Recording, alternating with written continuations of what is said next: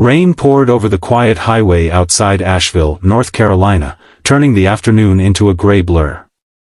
Most drivers rushed past, eager to get home before the storm grew worse. But one man stopped. Not because he expected a reward. Not because anyone was watching. He stopped because someone needed help. That simple decision would change two lives forever. 36-year-old Ethan Brooks tightened the hood of his faded blue pickup as the rain soaked through his worn work jacket. His toolbox rattled in the truck bed while windshield wipers struggled against the heavy downpour. Life hadn't been easy for Ethan. 3 years earlier, his wife, Melissa, had passed away after a sudden illness, leaving him to raise their 8-year-old daughter, Lily, alone. Every morning began before sunrise.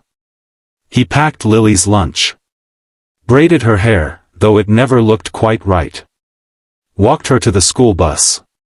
Then worked 10-hour shifts as an independent mechanic. Money stayed tight. Bills always seemed to arrive faster than paychecks. Still, Lily never heard her father complain. Whenever she asked if everything was okay, Ethan smiled. "We're doing just fine, kiddo." She believed him. Mostly because she wanted to. That afternoon Ethan was driving home after repairing a delivery van. He had promised Lily they'd make homemade pizza together. She had even drawn a menu in colorful markers. Dad's famous pizza. The thought made him smile. Then, through sheets of rain, he noticed a sleek black luxury sedan stopped on the shoulder. Its hazard lights blinked steadily. The hood was open. A woman stood beside it, soaked despite holding an umbrella that the wind kept turning inside out. Cars sped by without slowing. Ethan checked the time. If he stopped, he'd be late picking Lily up from after-school art club. He sighed. Then turned on his blinker. "Someone would stop for me," he whispered. "I hope." The woman looked surprised as Ethan parked behind her. "You okay?" he asked. I think so," she answered, brushing wet hair away from her face. "My car isn't." Ethan smiled gently. "I'm a mechanic." Relief spread across her face. "You have no idea how happy I am to hear that." She introduced herself simply. "My name's Claire." No last name. No expensive titles. Nothing that hinted she was one of the wealthiest entrepreneurs in the country. To Ethan, she was just someone stranded in the rain. He leaned over the engine. The luxury sedan wasn't the kind of car he usually worked on. But engines all spoke the same language. Within minutes he spotted the problem. A damaged electrical connector had come loose after hitting debris on the highway. Not complicated. Just inconvenient. Claire watched as Ethan worked with calm confidence. Rain dripped from his sleeves. Mud covered his boots. His hands shook slightly from the cold. Yet he never complained. "I'm sorry," Claire said quietly. "I've ruined your afternoon." Ethan laughed. "I've had worse Tuesdays." She smiled. "You don't even know me." "I don't have to." "You still stopped." "My dad taught me something when I was little." "What?" "If you can make someone's bad day a little better, do it before talking yourself out of it." Claire looked down. Nobody had spoken to her like that in years. 20 minutes later, the engine started perfectly. Claire let out a relieved laugh. "It works." Ethan closed the hood. "Should get you home." She reached into her designer handbag. "Please. Let me pay you." Ethan immediately shook his head. "No. You fixed my car." "I helped." "There's a difference." She insisted. "You've earned it." He smiled kindly. "If I take money every time I help someone, it stops feeling like kindness." Claire stared at him. People usually wanted something from her. Business deals. Donations. Connections. Photos. Introductions. This man wanted nothing. At that exact moment Ethan's phone buzzed. It was Lily. Dad? I'm sorry. Art club ended early. I'm waiting inside. Guilt washed over Ethan. I'm on my way, sweetheart. I'll be there soon. Claire heard the conversation. You have a daughter? 8 years old. My favorite person. His tired face lit up the moment he mentioned Lily. Claire noticed. Some smiles couldn't be faked. I've made you late, Claire said softly. I'm sorry. It happens. He climbed back into his truck. Before closing the door, Claire called out. Wait. He looked back. She hesitated. Then smiled. I know this sounds strange. But I want to see you again. Ethan blinked. She quickly clarified. Not because of the car. Because people like you are rare. He chuckled awkwardly. I'm just a mechanic. I think you're much more than that. She handed him a simple business card. Only a phone number. No company name. No title. If you ever have coffee to spare, call me. He tucked the card into his pocket. Maybe. Then drove away. Claire watched the old pickup disappear into the rain. Her driver arrived minutes later with another vehicle. So sorry, Ms. Monroe. It's all right. She looked back toward the highway. I met someone interesting. The driver smiled politely. Another investor? Claire shook her head. No. Someone much more valuable. That evening Ethan and Lily laughed together while flour covered the kitchen counters. Their pizza came out slightly burned. Lily declared it perfect anyway. While cleaning dishes, Ethan found the business card in his jacket pocket. No logo. Just a phone number. He placed it in a kitchen drawer. Life was already complicated enough. Across town, Claire Monroe sat alone in the penthouse overlooking the city lights. She owned companies worth billions. Her calendar stayed full months ahead. Yet she couldn't stop thinking about the mechanic who refused payment.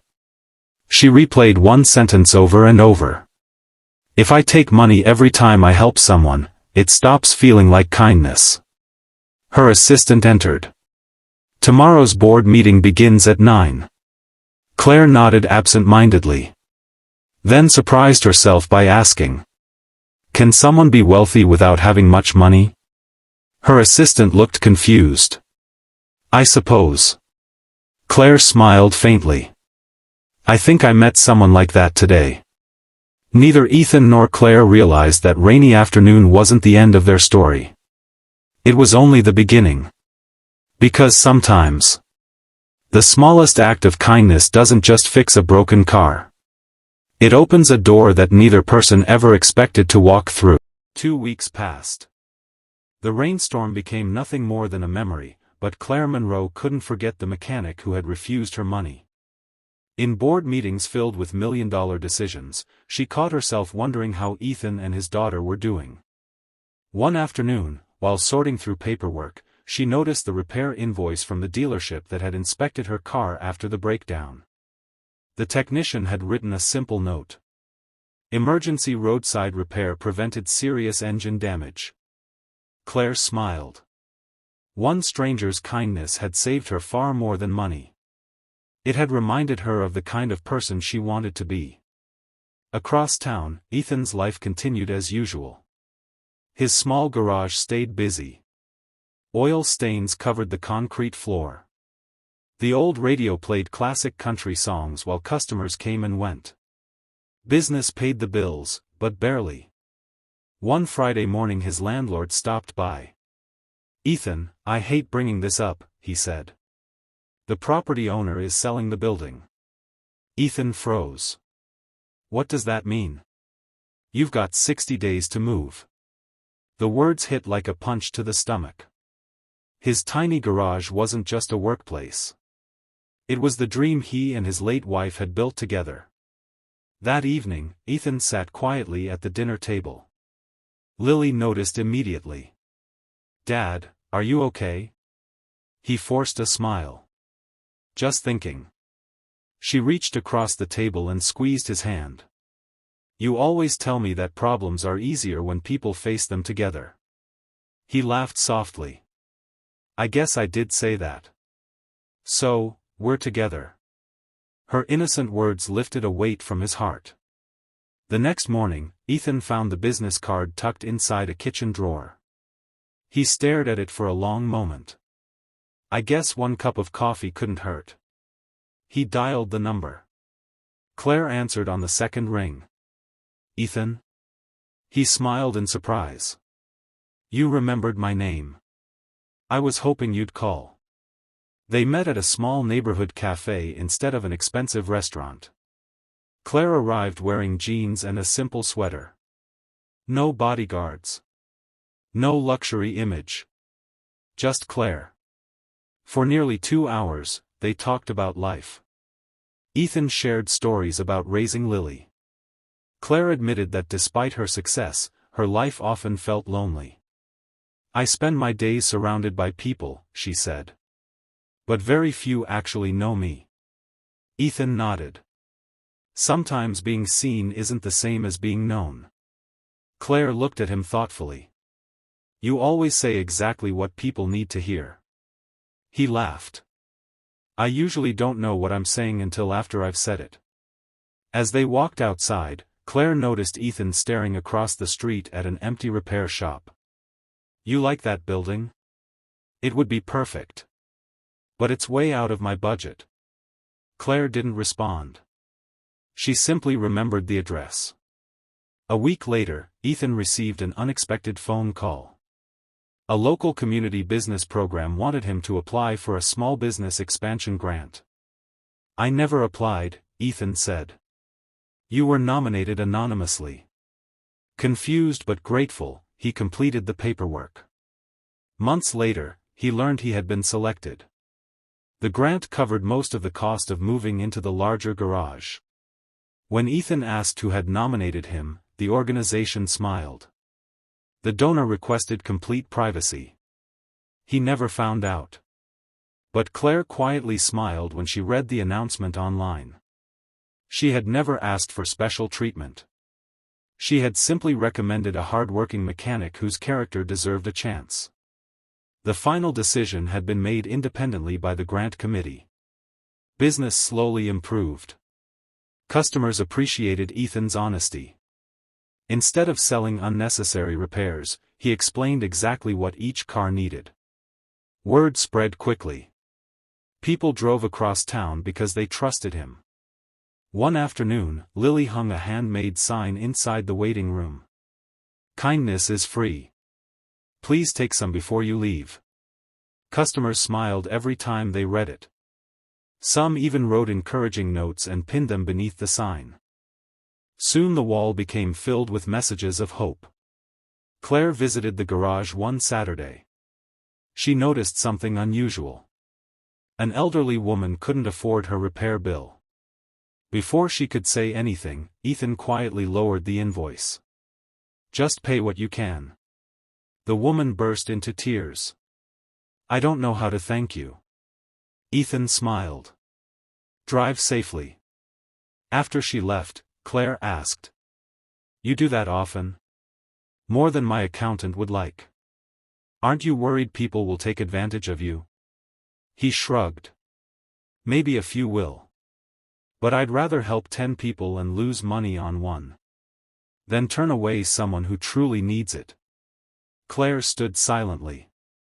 She realized she had spent years measuring success by numbers. Ethan measured it by lives touched. Months later, Claire invited Ethan and Lily to speak at a youth leadership event sponsored by her foundation. Neither of them considered themselves speakers. But they agreed. Standing before hundreds of teenagers, Ethan shared one simple lesson. I've never been the smartest man in the room. I've never been the richest. But every single day gives us a chance to make someone's burden a little lighter. You don't need millions of dollars to change a life. Sometimes all it takes is stopping on the side of the road. The audience stood and applauded. Claire watched proudly from the front row. After the event, Lily tugged on Claire's sleeve. Can I ask you something? Of course. Were you really the lady whose car broke down? Claire laughed. I sure was. Lily smiled. I'm glad. Why? Because if your car hadn't broken, you never would have become our friend. Claire hugged her tightly. I think you're right. That evening, the three of them shared dinner at Ethan's house. Nothing fancy. Homemade pizza. Just like the one Ethan had almost missed making months earlier. As they laughed around the table, Claire looked around the small kitchen. There were no marble floors. No crystal chandeliers. No expensive artwork. Yet the room felt warmer than any mansion she had ever owned. She finally understood something money had never taught her. A house becomes a home because of the people inside it. Months later, reporters asked Claire during a business interview, "What has been your greatest investment?" Many expected her to mention a company worth billions. Instead, she smiled. The greatest investment I ever made was believing in a good person. She never mentioned Ethan's name. She didn't need to. Kindness isn't about recognition. It's about creating opportunities for others to shine. Ethan's garage continued to grow, but he never forgot where he started. Above the entrance, he placed a wooden sign carved by Lily. It read, "The best repairs don't always fix cars. Sometimes they restore hope." Customers often paused to read it. Many walked inside carrying heavy burdens. Most left with lighter hearts. Closing message. A single act of kindness in the middle of a rainstorm didn't create a fairy tale. It created a friendship built on trust, humility, and compassion. Claire discovered that success means little if it isn't shared with others. Ethan learned that accepting kindness can be just as important as giving it. And Lily grew up seeing that the strongest people aren't always the wealthiest, they're the ones who choose compassion when no one is watching. Because in the end, the greatest legacy we leave behind isn't measured by money. It's measured by the lives we make a little brighter, one act of kindness at a time.